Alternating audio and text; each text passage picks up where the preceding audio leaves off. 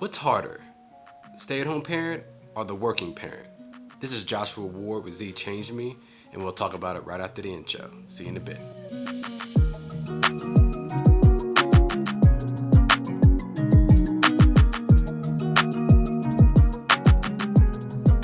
Hello YouTube family, this is Joshua Ward, and we're going to talk about today, which I believe will be a polarizing topic. What's harder, the stay-at-home parent or the working parent? Now, this is going to be traditional situations. I know there's going to be caveats, and we're not going to see eye to eye to this. We're just not, okay? But let's look at traditionally in a situation that's a normal 50% in the middle of the road situation. We have a traditional stay-at-home parent with 1 or 2 kids, and then the working parent working 8 to 10 hours a day, right? Now, I know there's caveats, but we're going to traditionally, and you can fight as much as you want into the comments. So this channel again is going to be focused more on relationships, single dad, personal growth, and also attachment theory. But today again we're focusing more. This is probably more with personal growth and relationships together, but probably more with relationships. And it's gonna be unique, and I have a unique perspective at the same time. I am a single dad, so I take care of my daughter, and when days are off, I'm taking care of her.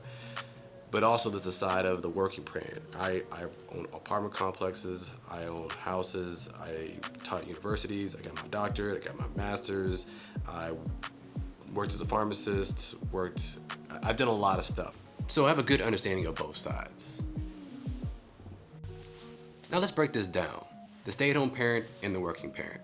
Now, let's start with the working parent first. Now, these guys are what traditionally was called the breadwinners of the household, which the tide is changing, but that is not the focus of this video.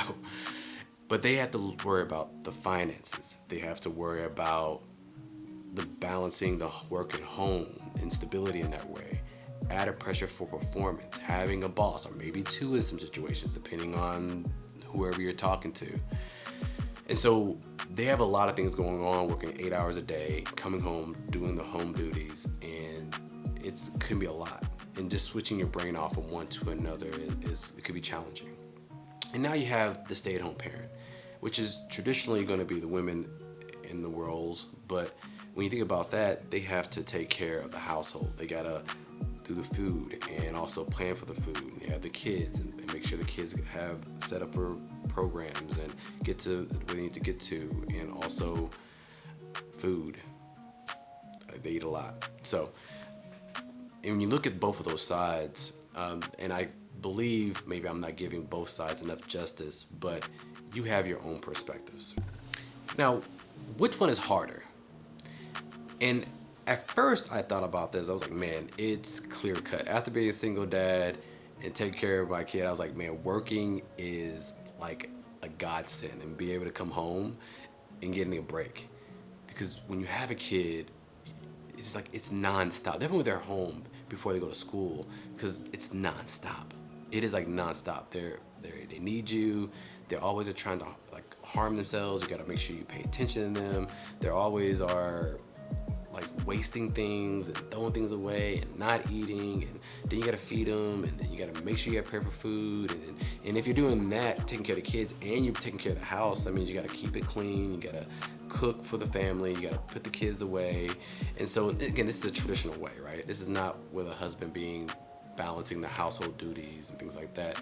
And so it could be a lot, right? But also the working parent could be a lot too. So from the ages of 0 to 5 and children, and be able to do the house duties, it is a landslide. The stay-at-home parent is definitely have the harder route.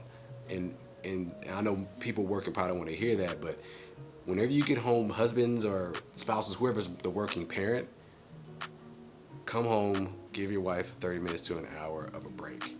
All right, maybe not every day, if it depends what's going on, but it needs to be done, right? The tricky part happens is when you have school, because technically kids are in school, I think about half the year, about 156 days out of the year. So if you think about that, that means every other day they're getting 8 hours off every other day for the stay-at-home parent.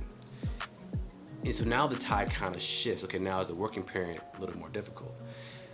The stay-at-home parent really can't change jobs. I mean, you can't. You can't. Hey, can I have this kid back? Well, I guess you could, but I don't think that'd be like moral right thing to do. But you can have your kid back. With jobs, if you get a bad job, something that doesn't really like, you can start to look for another job if you can do that. So it makes it a little bit easier to have that flexibility compared to where you're kind of chained to your kids. So, but I mean, granted, I do think the stay-at-home parent is more rewarding, 1,000%. But usually the more rewarding things are usually harder.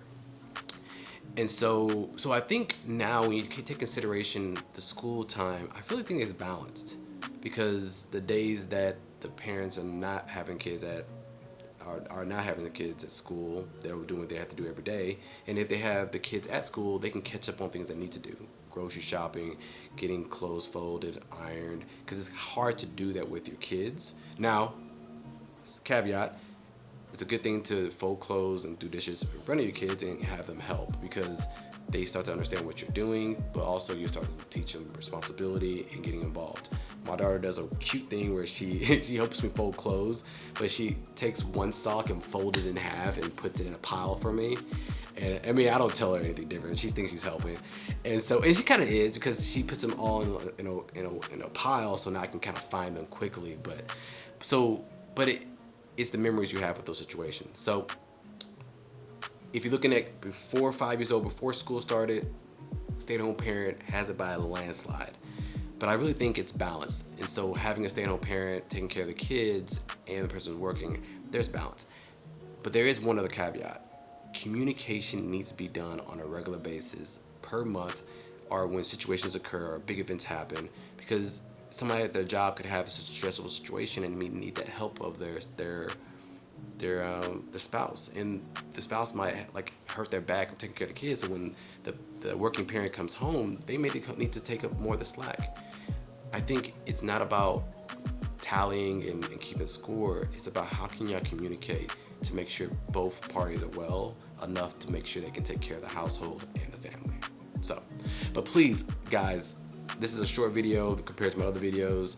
Please put it in the comments any questions, any perspectives.